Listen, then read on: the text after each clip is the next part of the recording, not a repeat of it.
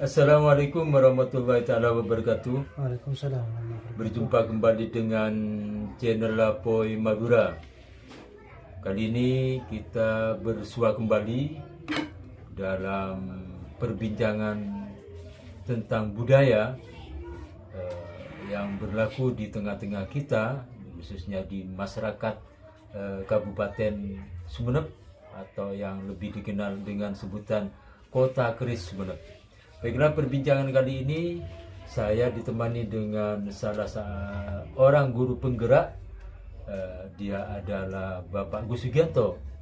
Beliau selain jadi guru penggerak satu-satunya di wilayah Kecamatan Pasongsongan, Kabupaten Sumeneb Madura, beliau adalah Kepala Sekolah SDN Panaungan 3. Beliau juga adalah salah seorang budayawan muda yang lagi eksis terus membahas, mengawal, menelaah atau membedah tentang budaya-budaya yang atau tradisi yang ada di wilayah Madura, khususnya di Kabupaten Sumeneb. Kali ini perbincangan kita tentang apa, Bang? Kita akan menelaah tentang mitos-mitos ya yang keseharian sering kita temui Ya, baik dalam kehidupan sehari-hari, sehari-hari betul ya. oleh yang dilakukan oleh masyarakat Madura. Kita bedah mitos tersebut, ada apa, mana tersirat nasihat-nasihat bijak yang ada dalam mitos tersebut. Ya. Sebelumnya kita juga tidak bosan-bosannya, Bang ya. Mohon maaf kepada para pinisepuh, terutama para budayawan senior. Kita bukan bermaksud untuk menggurui ya. Lebih tahu, lebih paham, Lebih tahu gitu ya. Ya, mendikte dan sebagainya, bukan. Ini adalah bentuk kepedulian kami ya. dalam menjaga dan melestarikan budaya leluhur. Betul. Langsung, Bang, kita akan membedahnya. Definisi mitos itu sendiri, Bang ya. Gimana, Bang? Baiklah, mitos itu adalah kepercayaan yang tidak harus didukung oleh bukti-bukti ilmiah. Itu mitos. Jadi jika bisa dibuktikan oleh bukti ilmiah, itu bukan mitos. Mitos. Ya, misalnya ketika terjadi gerhana matahari, itu kan katanya dimakan peterkalah. Itu kan tidak ada bukti ilmiah. Gerhana bulan itu. Nah, dan ternyata dibuktikan ketika terjadi gerhana bulan atau gerhana matahari, ternyata letak bulan, bintang, bulan, bumi dan matahari berada pada satu garis lurus. Jadi segala sesuatu yang tidak bisa dibuktikan oleh bukti-bukti ilmiah dan itu berupa kepercayaan dengan diembel-embeli, nanti kamu bisa begini. Itulah yang dikatakan mitos. Kita akan mengupasnya, pemirsa channel Lapoy Madura, secara panjang lebar. Kalau videonya durasinya agak panjang, ini mohon dimaafkan ya, karena memang pembahasannya banyak sekali yang berlaku di tengah-tengah masyarakat kita, khususnya di masyarakat di Sumeneb Madura ya. Baik, Bang, dilanjut, Bang. Baiklah, sebelumnya saya ucapkan terima kasih terlebih dahulu kepada channel Lapoy Madura yang tetap eksis dan konsisten dengan media yang sangat sederhana dan terbatas dalam mengawal budaya-budaya leluhur dalam campuran budaya-budaya luar. Jadi mitos ini sering, Bang ya, sering misalnya pada waktu kita kecil dulu. Ya, betul. Cong cek ngakanan buaan bikina. Dengan bijinya disarankan dengan para orang-orang tua dulu ya. Iya. Jangan dimakan dengan bijinya. Iya, nanti tumbuh di dalam perutnya. Ditakut-takuti gitu ya. Apalagi jika kamu setelah makan buah-buahan dengan bijinya, pas kamu minum, aduh tambah tumbuh. Daunnya keluar dari kuping. Iya, betul. Iya. Ini mitos ternyata. Jadi ketika sama anak-anak sekarang kan kadang Bang, ingin membuktikan. Ketika dimakan bijinya, misalnya entah itu biji jambu, biji apa, dimakan biji cabai misalnya, ternyata nggak keluar. Akhirnya bilang, loh Bu, saya tadi makan biji cabai kok tidak keluar daun. Nah, ternyata di balik mitos tersebut, Bang, itu ada petua Petua bijak. bijak, ya betul, betul. Petua bijak misalnya, ketika kita makan buah-buahan misalnya buah, katakanlah buah yang bijinya kecil misalnya, Bang, buah apa, Bang, ya? Jambu. Buah jambu misalnya, buah jambu atau Biji jambu, ya. biji jambu. Terus juga biji sawo misalnya. biji sawo kecil itu bisa. Iya. Lah, itu ketika tidak dimakan juga kita keluarkan, kita buang, itu berguna biji tersebut menjadi tumbuh di tempat lain. Betul. Jadi intinya nasihat bijak ini adalah untuk pelestarian lingkungan hidup, ya. Ini melestarikan alam. Betul. Itu tujuannya. Jadi agar biji tersebut tidak ditelan, dengan upaya agar dimanfaatkan untuk ditanam di daerah lain. Iya, betul. Itu maksud tersiratnya. Biji-biji yang kecil supaya itu kalau diletakkan di tanah di tempatnya maka akan tumbuh, mengajarkan kepada kita sebenarnya untuk tetap cinta lingkungan, gitu ya, melestarikan alam, melestarikan lingkungan. Karena dari biji-biji kecil itulah ada perindang, udara bersih, tersedia air cukup ketika kemarau. Betul. Bijak sekali para leluhur kita. Itu sebenarnya tujuannya ya, dari para sepuh kita, gitu ya. Sehingga tapi ya itu, kalau nanti kamu tumbuh keluarkan, nakut-nakutin kan, kesannya menakutkan memang, tapi ternyata maksudnya luar biasa. Iya. Peduli sama lingkungan. Ya, mitos. Itu mitos yang pertama itu, Bang. Iya. Ada juga mitos yang kedua. Ini sering juga ketika saya bermain dulu. Iya. Ya. Jangan keluar di waktu senja. Nanti dimakan betara kala. Iya. Banyak, bukan hanya kadang-kadang kan, bukan betara kala, ada betara kala. Jadi ada juga ibi, sebangsa lebih gombel itu ya. Tapi yang ngetren itu jangan keluar pada waktu senja, nanti dimakan betara kala. Nah, kita bedah, apakah benar ketika keluar senja akan dimakan oleh betara kala? Iya, disembunyikan oleh gombel. Ternyata tidak kan? Nah, kita bedah, ternyata kala itu adalah waktu. Iya kan? Kala itu adalah waktu. Lah, kita lihat senja itu adalah waktu maghrib kan? Perubahan, ya. Iya, itu kan awal maghrib senja kan, senja maghrib. Nah, sedangkan maghrib itu waktunya sangat pendek. 40 menit sekitar, setengah jam 40 menit. Nah, kalau kita keluar pas waktu maghrib, maka waktu maghrib kita kala, akan dimakan habis sholat maghrib kita. Makanya ditakuti, awas keluaran compet are, kakan betara ya Rabbi. Iya, betul. Awasnya itu, tapi yang nakutin awas. Takut sudah. Padahal ketika tidak keluar rumah, maka dia akan runut melaksanakan sholat maghribnya kan. Iya, betul. Ada waktu leluasa kan. Betul. Daripada keluar keburu tergesa-gesa, nggak tumanina juga. Ya, itu maksudnya gitu, maksudnya para nenek moyang kita, leluhur kita, para sepuh, para sepuh, itu mitos yang kedua. Ini saya catat ada sekitar 14 mitos ini. Banyak ini. Nah, ada kita juga bongkar semuanya gitu ya, yang kita ingat-ingat gitu ya. Iya. Saya inventarisir apa yang saya ingat. Ada juga mitos, Cong. Mun ngakan nase kotu patade, ya kan? Deki ban mun teh patade, bisa pak atau beman mate. Iya. Translate-nya apa, Bang? Iya. Coba translate-nya. Jangan makan itu harus dihabiskan. Kalau makan itu harus dihabiskan. kalau nggak dihabiskan nanti kedua orang tuanya akan meninggal dunia. Ditakut-takuti. Tujuannya apa? Tujuannya adalah untuk menghargai makanan itu sendiri. Iya betul. Kan betul. kita pernah bedah kemarin. Iya prosesnya untuk jadi nasi gitu lama payah. gitu ya. Susah payahnya Jadi seorang petani masih, itu. iya, mau menanam, sebelum menanam masih dibajak sawah gitu ya.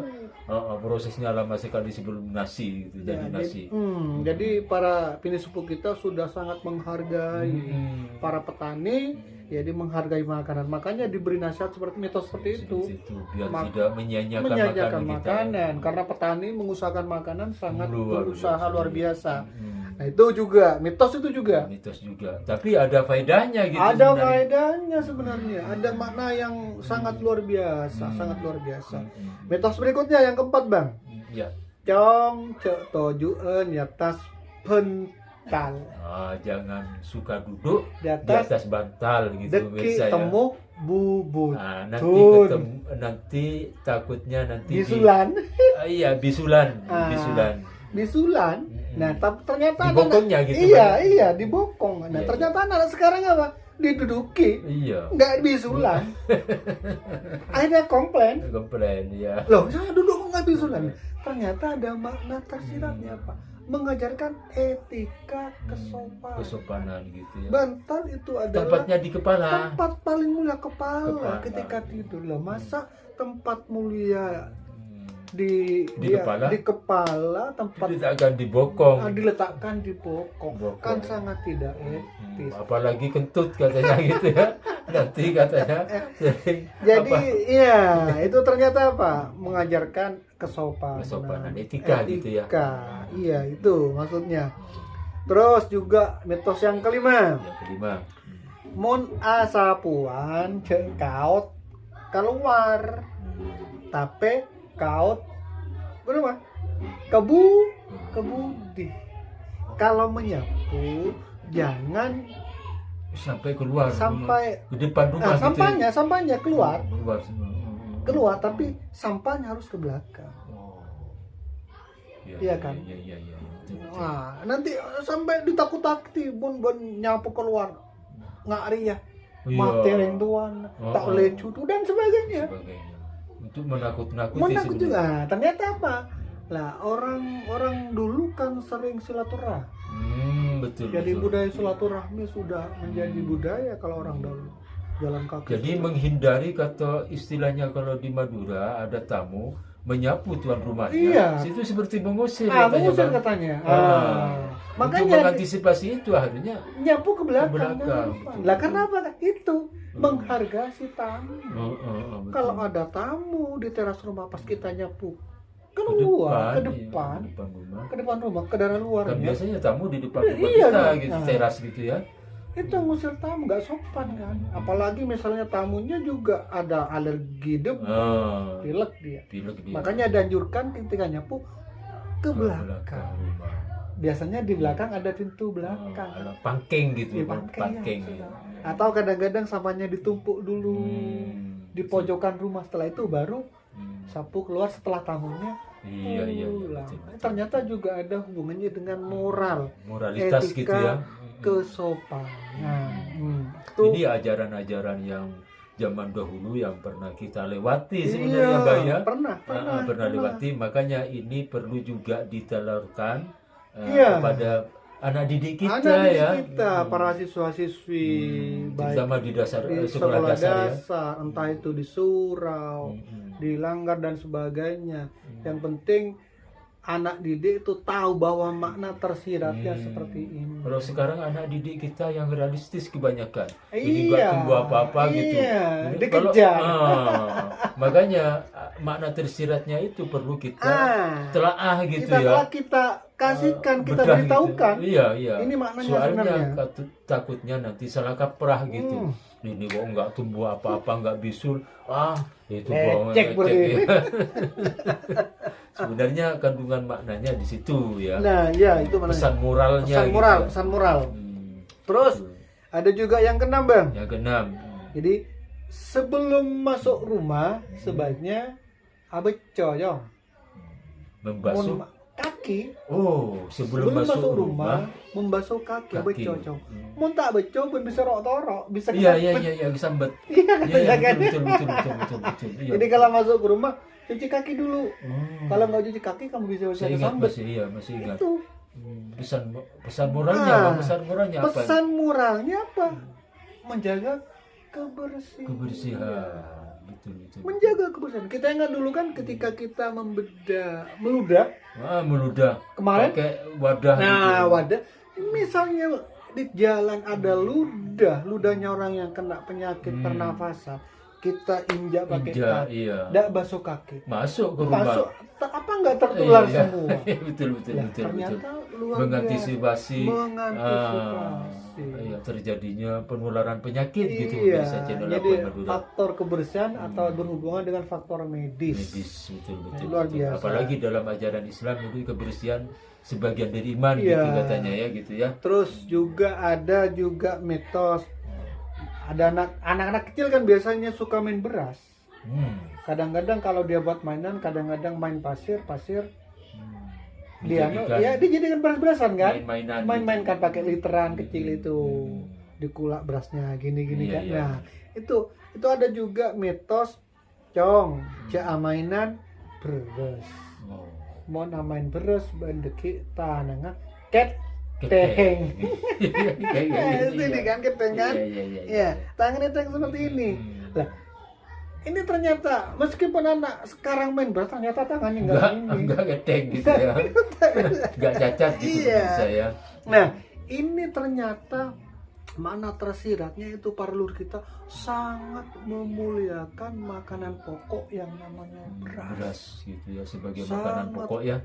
Iya, tujuannya apa? Karena kita tahu kan menghargai para petani. Para petani betul yang berjuang mati-matian untuk menghasilkan beras dan untuk kita makan gitu ya. Nah, misalnya juga beras itu dibuat mainan sama anak kecil tumpah, nah, itu kan kotor. Itu kan butuh proses lagi untuk membersihkannya kan. Iya, pekerjaan Campur, lagi iya, ya. makanya langsung jaminan beras, dikit beras tanahnya keteng. Gedeng ya betul ditakuti kaki itu supaya anak itu tidak terbiasa gitu ya bermain beras gitu ya, karena prosesnya kita tahu untuk menjadi nasi itu sangat sulit, panjang. Iya. Iya. Untuk memuliakan beras itulah maka ada mitos seperti itu para leluhur kita. Ya. Terus mitos berikutnya biasanya ini pada hujan bang. Hujan ya. Cong cek mancengan labeng tepan hujan. Ada ambang pintu. Iya. Masuk deki etapor Kelap. kelap. Iya. Jangan suka berdiri Di ambang pintu. Nanti kesambar petir. Takutnya kalau saat musim hujan itu kesambar petir. Ini posisinya saat musim hujan. Musim hujan. Iya. Hujannya. Padahal kalau kita yang bisa menghantarkan petir adalah logam. Ada logam. Logam misalnya atau iya ya apa konduktor kan? Ya, logam konduktor. atau juga bisa pohon yang basah. Yang posisinya paling tinggi Paling gitu tinggi ya. itu kan. Lah, kalau di rumah sudah ada atap gitu atap ya. sengaja berdiri dekat pintu masuk. Ternyata nggak boleh karena disambar petir. Nah, itu ternyata ada maksud tersiratnya juga. Iya. Maksudnya apa? Agar percikan hujan, tempias hujan dari luar itu tidak masuk ke dalam rumah. Nah, kalau masuk ke dalam rumah kan basah gitu lagi lagi. ya. Ngepel lagi. Iya, kalau keramik ngepel lagi, licin, ada yang jatuh. Iya, betul. Iya, kalau nggak diplester dari tanah liat becek lagi. Iya. Makanya jangan main hujan di ambang pintu. Betul pemirsa. Masuk akal ya, logis ya. Tentang ajaran-ajaran kayak mitos-mitos kayak gitu ya. Berikutnya juga ada cong cek mandian lemalem. Iya. Deki nyok benlino nyeri. Iya. Betul. Ya, nyongoronyo bahasanya. Lino gitu ya. Lino. Nah, ternyata ini ketika dikaji dari unsur medis ya. terbukti, Bang. Oh iya. Medis. Ketika seseorang itu mandi malam, itu kan dingin, Bang. Betul. Ketika mandi malam dingin, maka pembuluh darah yang ada pada manusia itu akan menyempit karena faktor dingin kan. Menyempit lah, ketika pembuluh darah menyempit maka peredaran darah menjadi tidak lancar. Dengan tidak lancarnya peredaran darah maka asam akan menumpuk di persendian sehingga menyebabkan linu dan nyeri atau terkenal dengan sakit asam urat. Makanya orang-orang zaman itu jarang mandi malam pada malam hari. Inilah maknanya. Ada faktor medis ada ternyata. Memang larangan-larangan kayak gitu saya juga pernah dulu, jangan suka mandi malam katanya gitu kan, karena berbahaya katanya gitu kan. Iya. luar biasa. Terus penting. Juga ada ini kusana gadis. Oh iya. Ya. Ini penting ini. Iya. Ping cek ngakanan pak empak nela labeng. Bon ngakan dia jadi ban biasa tak oleh tak pajulake. Ya, ada ajaran kalau ditranslate itu kepada anak gadis yang masih gadis itu jangan suka makan di pintu masuk. Kalau makan di pintu masuk nanti tidak laku apa bagaimana? Iya, tidak dapat jodoh. Tidak dapat jodoh. Sulit gitu, untuk dapat jodoh. Iya, ketika enggak usah secara harfiah saja, ketika pintu masuk kan tempat keluar masuk. Iya, tempat keluar masuk. Ketika tempat masuk ada anak makan di situ, kan mengganggu. Mengganggu. Bisa-bisa piring makanannya kesenggol, jatuh gitu. Jatuh nasinya tumpah gitu ya. Makanya jangan makan di pintu masuk. Yang kesenggol itu. Oh, betul.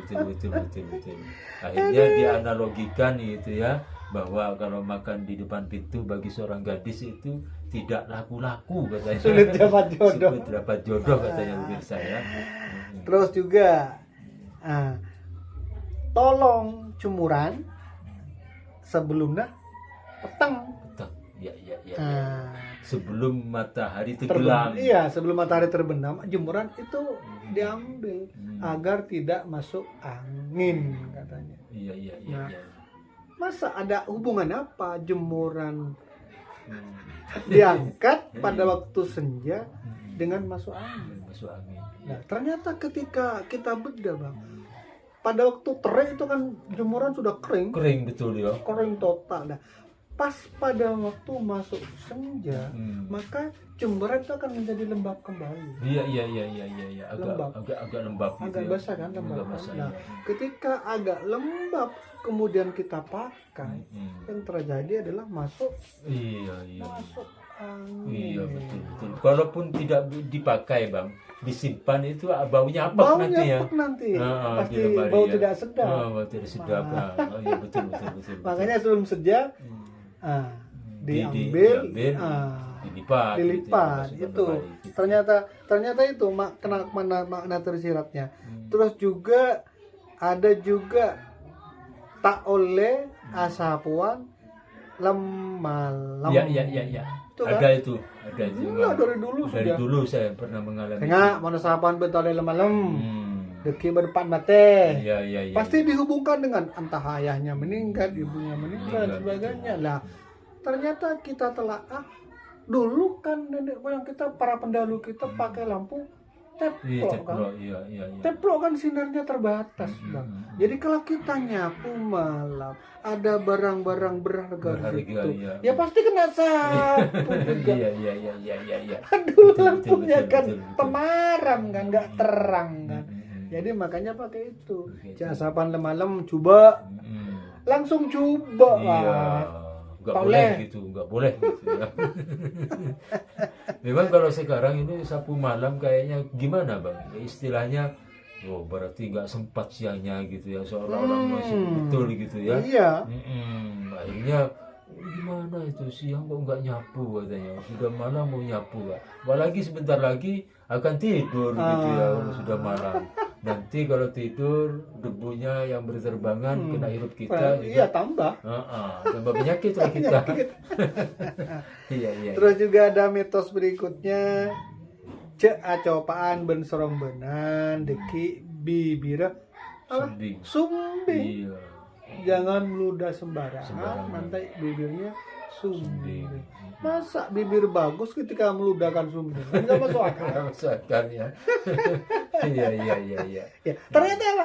Ada hubungannya dengan kesehatan, Kesehatan, ada hubungannya dengan kesehatan, dengan medis, dengan kebersihan. Hmm. Karena droplet itu Iya. juga faktor utama penularan Penularan penyakit. Ya betul. Jadi kalau kita meludah sembarangan, kita punya penyakit yang Penyakit, berhubungan ya. dengan pernapasan, kita bisa menulari teman-teman yang lain. Hmm. Makanya kok tahu jangan belah sembarangan, deki ben bibir tebir. Iya. Siapa betul. yang mau bibirnya terbelah? Iya. Kan nggak mau, akhirnya nggak meludah. Padahal tujuannya adalah untuk biar kebersihan. anak-anak kita itu tidak sembarangan meludah gitu ya. Ya, Tujuannya anak itu kita tujuannya gitu itu. ya. Ada juga, ini sebenarnya tujuannya adalah bahwa para pendahulu kita sudah gerakannya antisipasi, Bang. Antisipasi betul. Itu misalnya pada ibu hamil, Bing, Bandung Ngandung, cek ngah kanan, kedeng, ram, P. p. Ada kan pisang itu kan? Ya, yang dempet itu kan? gitu Ya, jangan kulitnya bersatu nah, gitu ya. jangan sampai kamu makan pisang dempet. Nanti kalau kamu bisa makan pisang dempet, ya, betul. nanti kamu kembar siam, kembar dempet anaknya. ya. Siapa anaknya nggak mau kembar dempet? Nggak mau, Bang. Nggak mau. Iya, Kembar betul, dempet. Kalau iya. kembar biasa enak banget, Enak, tapi iya. kalau kembar dempet, Iya, mahal. butuh operasi. Butuh operasi biaya mahal. Iya. Makanya cek ngakanan pisang dempet, Dempet. pisang yang berdempetan. Dan ternyata ini antisipasi, Bang. Iya. Apa? Pisang dempet itu sudah buah yang tergolong abnormal, Iya, betul. tidak normal. Tidak normal ya. Buah yang tidak normal itu karena apa? Karena ada mutasi genetik. Mutasi Itu genetik. karena ada mutasi genetik. Hmm. Nah, ada perubahan jumlah gennya. Nah, betul. ketika gennya berubah mengalami mutasi, itu pasti ada ekses kurang baik yang dialami. Betul. Iya kan? Ada mutasi gen kan? Mutasi gen. Ya, gennya biasanya gennya manusia 23. Satunya 23 kromosomnya itu. Nah, ketika bermutasi itu lebih bisa kurang, itu mendatangkan penyakit, Bang. Betul. Akhirnya diantisipasi Dengan seperti itu. ucapan Dengan cara seperti itu. Iya. Cek ngakanan kedeng rangke bendeki mun lahir anak kembar siam. dempet. Padahal itu menghindari bahwa Berdempetan gitu. iya, pisang yang dempet itu karena mengalami mutasi gen. Ketika itu dimakan akan berefek pada tubuh yang memakan. Iya. Itu luar biasa. Orang-orang zaman dahulu jangkauan tentang ilmu kesehatan sudah luar biasa. Antisipasinya luar biasa. Padahal zaman dahulu nggak ada Nggak ilmu tahu medis. mutasi, iya nggak tahu mutasi gen, nggak Iya. tahu mutasi gen, nggak tahu rekayasa genetik, nggak tahu. nggak tahu. Tapi sudah diantisipasi. Iya. Luar biasa nih. Dari mana itu Dari mana ilhamnya kalau gitu ya? kalau nggak dari ilham? Iya betul. Iya. Wah luar biasa. Jadi itulah. Dahsyat, ya. Iya, 14 mitos yang sering kita dengarkan pada waktu kita kecil dulu. Ternyata ketika dibedah ada nasihat bijak yang luar biasa. Iya. Ada 14 yang ini sebenarnya masih ada lagi. Masih banyak Masih sebenarnya. banyak sebenarnya. Kita menggalinya ini perlahan-lahan Oh, juga. iya, kadang-kadang ada juga kan yang lupa tadi. Cong, ping mun ngakan cek tampah. Ya, Deki betul. Salah tampah. Salah tampak betul. Iya. Maksudnya ketika makan seperti ini kan, ketika kesenggol sedikit langsung jatuh tumpah. Oh, betul. Lagian ngapain ditampah? Iya kan? Risiko Iya. kuahnya jatuh gitu. Ya, terus ini juga sakit. Kan Benar. yang benar taruh di meja. Gini kan.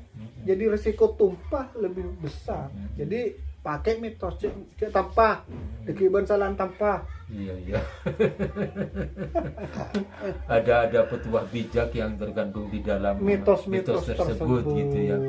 Demikian pemirsa channel Apoy Madura, telaah kita tentang mitos yang berlaku zaman dulu Bang ya, Iya. zaman masih kita kecil gitu ya. Ada semacam kandungan Nasihat bijak di dalamnya. Demikian pemirsa channel Apoy Madura, kurang lebihnya mohon maaf. Terima kasih atas Ingat, segala kami perhatian. tidak mengharap Subscribe. subscribe. Kalau subscribe-nya sudah banyak gitu ya. Cukup doa gitu ya. saja agar kami tetap diberikan kesehatan, sehingga tetap bisa membedah, memberikan menelaah gitu ya. menelaah. Karena ini butuh kajian-kajian juga ya. kajian. Kita konsultasi kepada para bini sepuh, Iya. para orang tokoh-tokoh masyarakat zaman dahulu yang sudah keilmuannya sudah mumpuni. Dan gitu ya. apabila dirasa memberikan manfaat, mohon digetuk tularkan pada betul. anak Didik adik kita gitu ya. kita, anak di dalam rumah sendiri, anak tetangga, sehingga budaya-budaya ini akan tetap lestari. Gitu ya. Demikian pemirsa channel Apoy Madura, perbincangan kami dengan Bapak Agus Sugianto. Beliau adalah guru penggerak satu-satunya di Kecamatan Pasongsongan jenjang sekolah dasar. Beliau juga adalah kepala sekolah SDN Panaungan, kepala SDN Panaungan 3, Kecamatan Pasongsongan, Kabupaten Sumeneb, Madura. Wallahul muwaffiq ila aqwamit thoriq. Wassalamualaikum warahmatullahi taala wabarakatuh.